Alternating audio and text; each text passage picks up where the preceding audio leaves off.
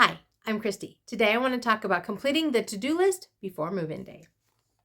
As I mentioned last week, we were happy with how the intake meeting went. However, I left that meeting with a long to-do list of things to complete before actually moving AJ in.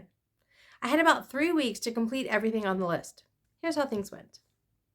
The highest priority item was to put together a list of all of the furnishings and one-time items AJ would need to fill his room. Sounds simple enough. I had a rough idea of what the budget was.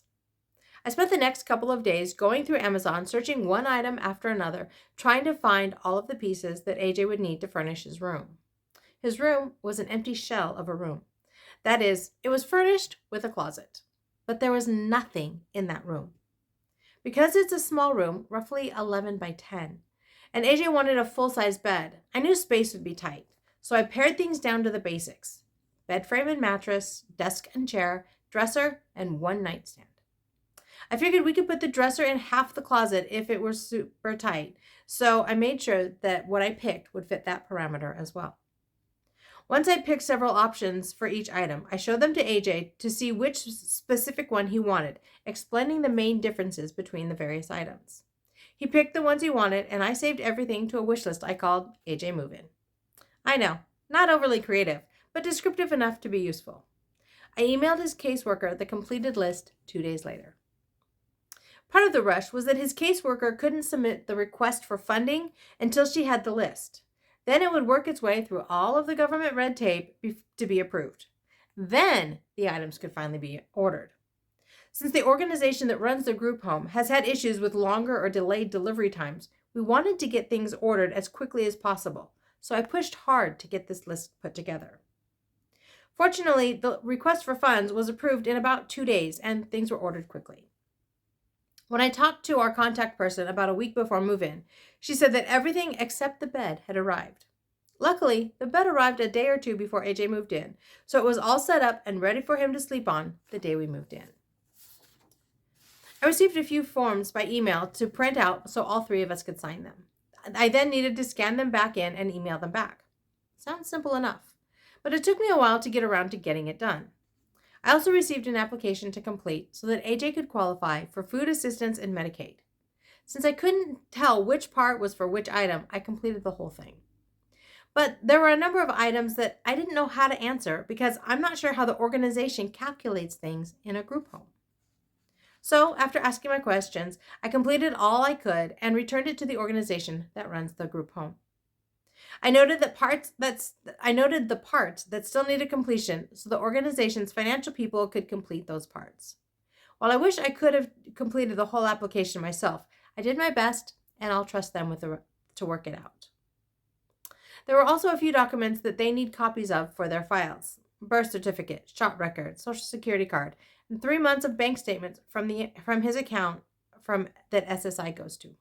So here's your reality check. While most of these things were simple, I procrastinated on them until a few days after we moved AJ in.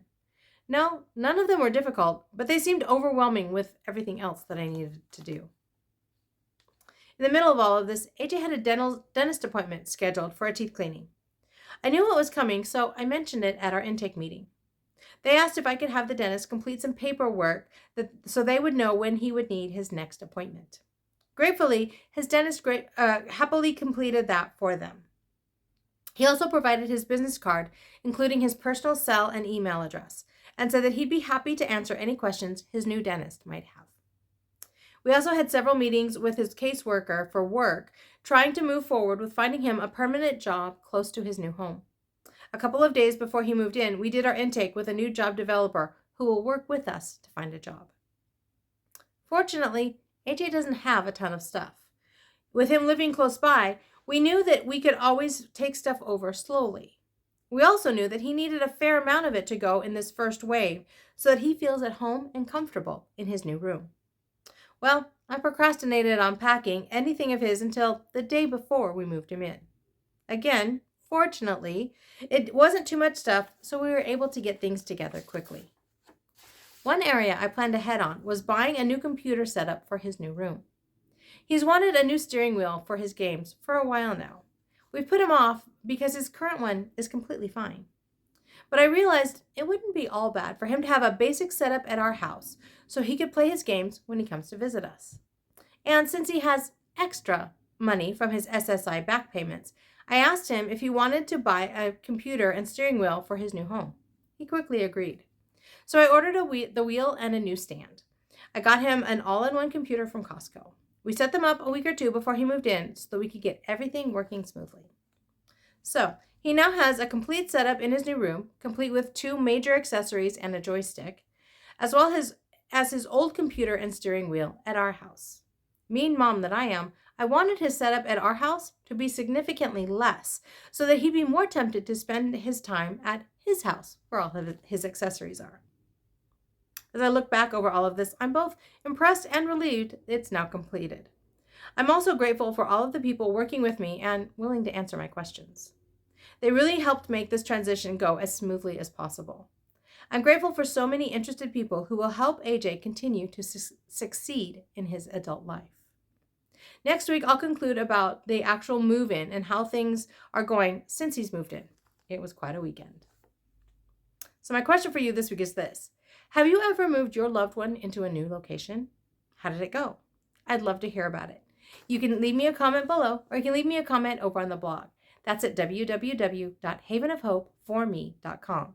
This originally posted in April of 2023.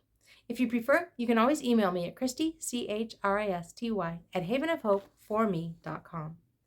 I'm grateful I completed my to-do list in a timely manner so that I can continue to say that life is good and there is never a dull moment.